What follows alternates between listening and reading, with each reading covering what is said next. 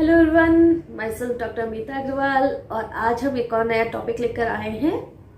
Topic थोड़ा सा interesting है, लेकिन आप मैक्सिमम आप में से सभी को पता होगा उसके बारे में। स्टिल हम थोड़ा सा उसको रिवाइज करेंगे। एक सॉर्ट ऑफ हम जो एक्सरेज लेते हैं वो एक्चुअली क्यों लेना पड़ता है हमें।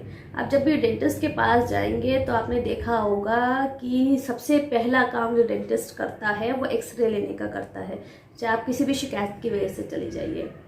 तो कई लोगों को ये लगता होगा कि डेंटल एक्सरेज जो डेंटिस्ट लेता है वो जस्ट पैसे बनाने के लिए कई बार लेता है, लेकिन ऐसा बिल्कुल भी नहीं है। कि डेंटल एक्सरेज जो है वो मस्ट हैं। जब भी आप किसी भी डॉक्टर को दिखाने जाएंगे तो ऊपर ऊपर की जो चीज़ें पता चलेंगी वो अलग चीज़ है। उसके अलावा आप खाली देखने के उससे नहीं बता सकते कि क्या दिक्कत है आपको। तो इसीलिए एक्सरेज लिए जाते हैं। जैसे कि जितना दांत हमारा ऊपर है जो हमें दिखाई देता है, उससे डबल या उससे भी ज़्यादा जड़ उसकी नीचे होती है, जो कि दिक्कत कर सकती है। जो हमें ऊपर की सतह दिखाई देती है वो खाली हमें 1-2 mm वाली वो सतह दिखाई देती है। नीचे का हमें कुछ नहीं पता अंदर क्या चल रहा है क्या नहीं चल रहा है। तो जब तक हम एक्सरे नहीं लेंगे हमें पता ही नहीं चलेगा अंदर क्या सिचुएशन है, हमें क्या मेडिकेशन देनी है, हमें कैसे ट्रीटमेंट प्लान करना है। तो सबसे पहले एक्सरे इसीलिए लिया जाता है कि ताकि जो भी दिक्कत है एक्चुअली वो हम रिकॉग्नाइज कर लें और उसका ट्रीटमेंट प्लान जो है वो इसी अकॉर्डिंग बनाया जाए। जैसे कि दांत हिल रहा है, आप कहेंगे दांत हिलने के लिए क्यों एक्सरे की ज़रूरत है। दांत हिलने के लिए एक्सरे की ज़रूरत इसलिए है क्योंकि नीचे हमें ये आइडिया लग जाता है एक्सरे लेकर कि हड्डी कितनी है जिसने होल्ड कर रखा है दांत को। जैसे ही हमें ये आइडिया लग जाता है कि अगर हड्डी ज़्यादा है जिसने होल्ड कर रखा है दांत को, तो उसे यानी कि सेव करना फ़ायदेमंद है। लेकिन अगर हड्डी कम है जिसने हाथ दांत को होल्ड कर रखा है और मैक्सिमम मस्कुड़े ने दांत को होल्ड कर रखा है, जो कि हमें मुंह में दिखाई दे रहा है, तो इसलिए उस केस में जो है ज़्यादा हम कुछ नहीं कर सकते कि दांत जो है हम बचा सके। कुछ ही ट्रीटमेंट हैं जो कि हम अप्लाई करके देख सकते हैं।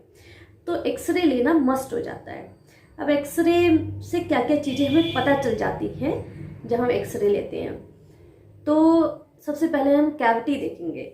जब भी कीड़ा लगता है तो कीड़ा जो है हमारा ऊपर से लगा तो हमें दिखाई तो देना शुरू हो जाता है, लेकिन वो कितना गहरा अंदर तक गया है वो हमें एक्सरे पे पता चलेगा।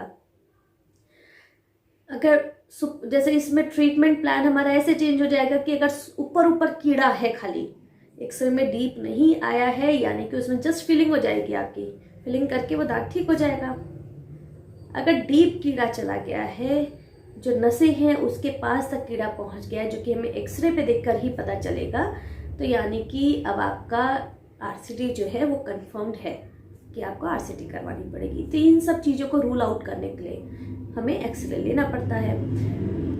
सेकंड, जैसे कि मान लो आपने फिलिंग करवाई है, कई बार फिलिंग के नीचे भी कीड़ा लग जाता है। दूसरे रूट बना के अगर कीड़ा वहाँ पे पहुँच गया है, तो क्योंकि ऊपर से तो हमें फिलिंग दिखाई देगी, हमें कीड़ा थोड़ा ना दिखाई दे रहा है। आप कहेंगे इसमें मैंने फिलिंग करवाई थी लेकिन स्टिल इसके अंदर दर्द हो रहा है, तो वो हमें एक्सरे में पता चलेगा कि अच्छा फिलिंग के नीचे कीड़ा लगा हुआ है, जिसे हमें कैसे सॉर्ट आउट करना है, कैसे ट्रीटमेंट करना है, वो उसी अकॉर्डिंग चलेगा। जो दांत हमें ऊपर दिखाई देता है, वैसे ही दोनों दांतों के बीच वाली जगह हम आंखों से देख नहीं सकते जब तक ज़्यादा कीड़ा नहीं लगा है। तो अगर कम कीड़ा लगा हुआ है तो अब वो हमें अंदाज़ा नहीं आएगा कि कीड़ा लगा है। अब कहीं खाना फंस रहा है या ठंडा गर्म लग रहा है या दर्द हो रहा है, तो वो भी रूल आउट आपका एक्सरे पे ही होगा। इसी पायरिया जो है लग जाता है, तो पायरिया के केस में भी सर्जरीज करने से पहले पूरे मुंह का एक्सरे लेना पड़ता है कि बोन नीचे कितनी है, कितनी गल चुकी है, जिससे कि उसी हिसाब से सर्जरीज जो है वो प्लान की जाए। ऐसी हड्डी जो नीचे जितनी बची है उसका एक्सरे लिया जाता है कि अगर आपको ट्रीटमेंट करवाना है, इम्प्लांट करवाना है, तो इम्प्लांट का जो साइज़ है वो उतना हम ड्रिल कर सकते हैं नहीं कर सकते। तो इम्प्लांट्स के केस में भी आपको एक्सरे मस्ट है, तभी आपको आइडिया लगेगा नीचे कितनी हड्डी है। ब्रेसेस के केस में आपको करवाना पड़ सकता है कि नीचे कोई भी दांत जो है वो अटका हुआ ना हो। अगर नीचे कोई भी दांत अटका हुआ है तो ब्रेसेस आपने लगवाया तो वो ट्रीटमेंट जो है पूरी तरीके से सक्सेसफुल नहीं होगा। तो ऐसे बहुत सारे फैक्टर्स हैं, बहुत सारी चीज़ें हैं जो कि हम नेकेड आई से मतलब सामने से देख नहीं सकते मुंह में कि हाँ ये चीज़ है या नहीं है। जैसे कि बच्चों के केस में कहते हैं दूध का दांत है, वो टूट गया है, आ नहीं रहा है, बहुत टाइम हो गया है, तो वो देखने के लिए कि अंदर एक्चुअली दांत जो है वो ऑलरेडी प्रेजेंट है भी या नहीं है, वो देखने के लिए भी हमें जो है एक्सरे करना पड़ता है कि दूध का दांत टूट तो गया है लेकिन अगर नीचे बड ही नहीं बन रही होगी, मतलब कि कुछ होगा ही नहीं नीचे, यानी कि वो दांत कभी ऊपर आएगा ही नहीं जब दांत नीचे है ही नहीं, तो वो भी देखने के लिए हमें एक्सरे करना पड़ता है। कई बार पेशेंट कहता है स्वेलिंग आ रही है, चाहे वो अकल दाढ़ आने की वजह से हो सकता है या फिर हो सकता है नीचे जड़ों में कहीं इन्फेक्शन हो गया है, तो वो भी मुंह में तो खाली हल्की से स्वेलिंग के रूप में, ज़रूरी नहीं है कि आए, वो भी उस रूप में दिखाई देगा, लेकिन बाहर एक्सरे करेंगे तभी हमें पता चलेगा कि वो एक्चुअली स्वेलिंग है या फिर कोई पॉकेट बन रही है या फिर ऐसे ही कुछ और बात है जिसकी वजह से स्वेलिंग आ रही है। तो जो एक्सरे है वो एक्चुअली पूरे माउथ की जो है सिचुएशन देखने के लिए, नीचे हड्डी की सिचुएशन देखने के लिए, दांत की जड़ों की सिचुएशन देखने के लिए बहुत ज़रूरी हो जाता है। अब रही बात कि एक्सरे हमें कितनी बार लेना चाहिए, कब कब लेना चाहिए, तो एक्सरे अगर कोई दिक्कत है तो एक्सरे मस्ट है। बाकी अगर आप चाहें तो साल में 1 बार, साल में 2 बार एक्सरे जो है फुल माउथ एक्सरे ज़रूर करवा सकते हैं। उससे ये रहेगा कि इनिशियल केरीज या कुछ और दिक्कत जो है जो कि आ रही है तो वो भी आपकी रिकग्नाइज हो जाएगी, वो भी आपको पता चल जाएगा, जिससे कि आपका ट्रीटमेंट प्लान उस हिसाब से कंसिडर किया जा सके। जैसे कि कहीं कुछ भी शुरुआती होगा तो वहीं के वहीं रोक दिया जाएगा उसे।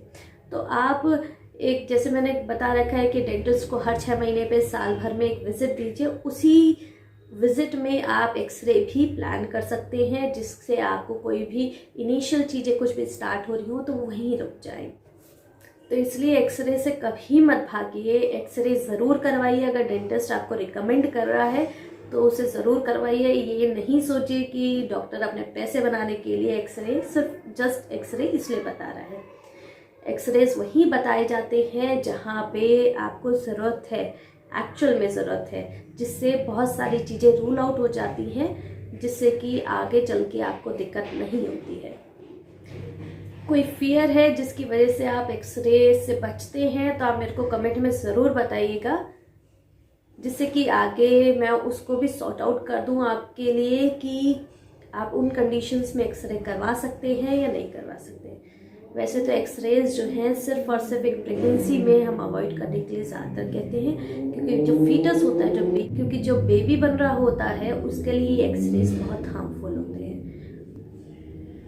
मिलेंगे नेक्स्ट वीडियो में एक नए टॉपिक के साथ, या कोई और टॉपिक है जिसके बारे में आप जानकारी लेना चाहते हैं तो ज़रूर मुझे कमेंट बॉक्स में छोड़ सकते हैं। मिलेंगे नेक्स्ट वीडियो में, तब तक के लिए बाय, टेक केयर।